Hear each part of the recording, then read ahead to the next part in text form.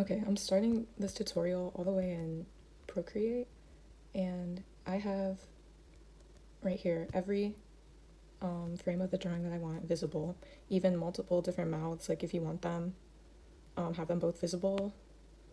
Okay, looks good. And then I'm gonna export as PNG files maybe? I don't remember, I haven't done this. Yeah, okay, save 11 images. Perfect. Then I'm gonna come here. This doesn't matter that much, like the size and stuff, because I just ignore the watermark anyway. Do not paper pro. And then from your media, select all, do them in the order it gave them to me. First button, not the second one. And then because he has two mouths, I'm gonna make one of them invisible. Perfect. Okay, so when it first comes in, the problem is that like when you move one piece, none of them are linked to each other. And the way you fix that is with the parenting tool, which is kind of funny. So this is his face. What you do is you go to Effects, Add Effect, Parenting Helper. Oh wait, no, that's actually wrong. I forgot. Okay, wait, sorry. The parenting tool is a pro feature, so you're not supposed to have it, but all that means is when you want to export, you just have to watch like 3 ads. So try layer parenting, and then parent it. I'm gonna parent it to the head. If you keep forgetting what your most important layers are, you can go here and give it a tag. So now his head is red. I can even label it. And then I'm gonna do this one, just figuring out. Oh, this is the mouth that I have invisible right now.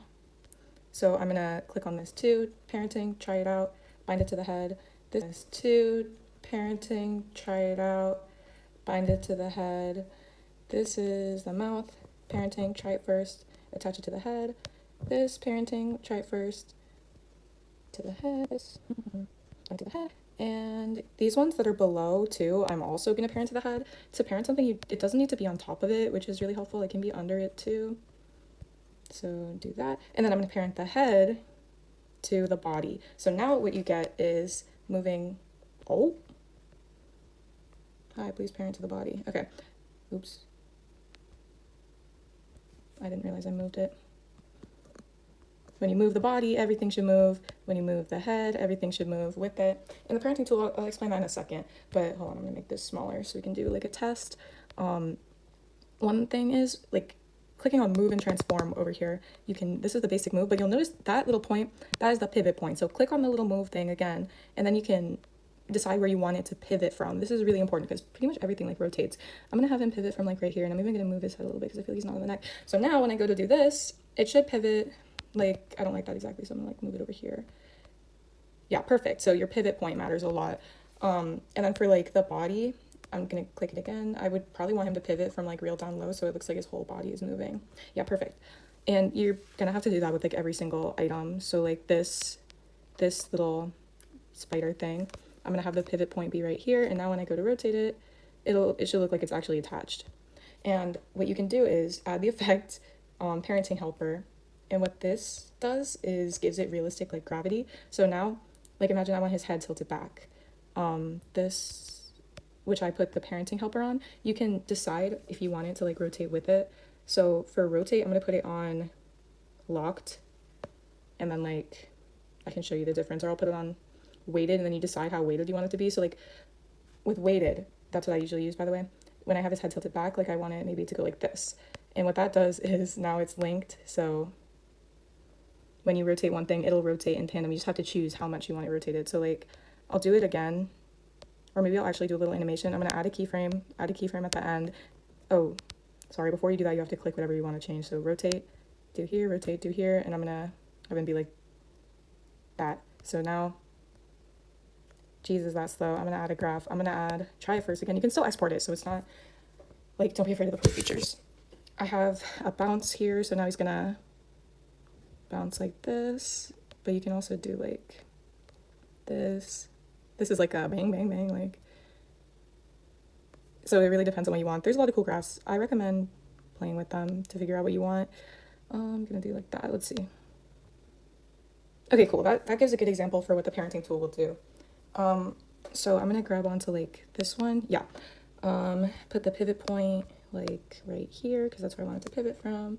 Add the parenting helper, set it to weighted, and then like when he's like this, you just choose the weight you want at that time, and then it should automatically, like that's a little much, so maybe I'll have it be like this. And actually his head is kind of coming up too far. Like, I would play with this a lot more if I wanted it to be a final. And now a cool thing is, if you like want to animate the body, everything that's attached to it will animate too. So like if I want him to do a little rock side to side.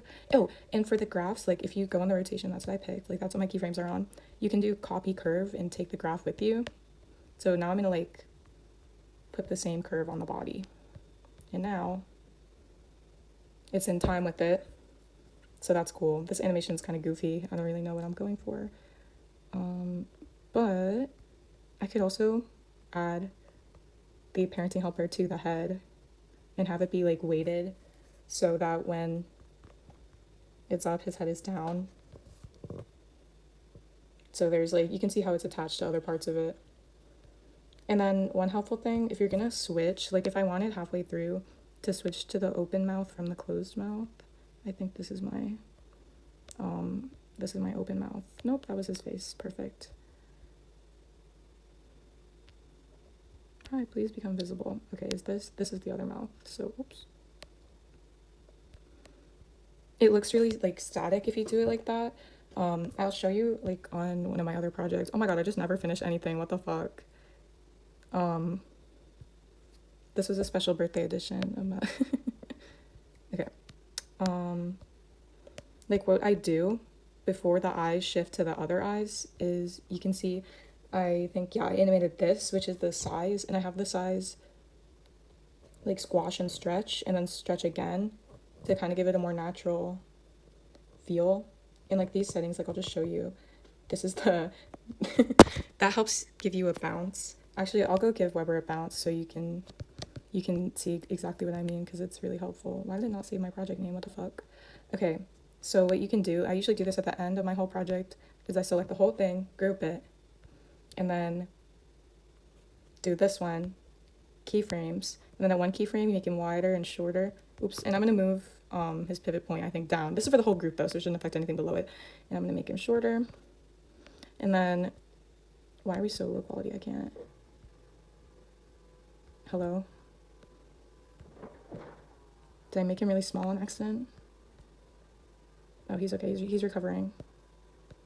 Okay, he recovered. I don't know what that was about. Wait, I'm gonna do is add the bounce graph. The bounce graph is my best friend, and make it so he does a ton of bouncing. Yay. So there you go. There's my tut. If you have questions, let me know. But I actually have to take a shower and get ready for my friend's graduation, so I'll have to give it to you later. Okay, bye.